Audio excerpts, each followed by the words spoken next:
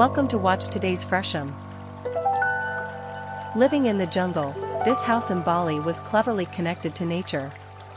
A family has built this house that is fully integrated into the lush nature, through recycled wood, open spaces, and an architecture that respects the landscape, plants and animals.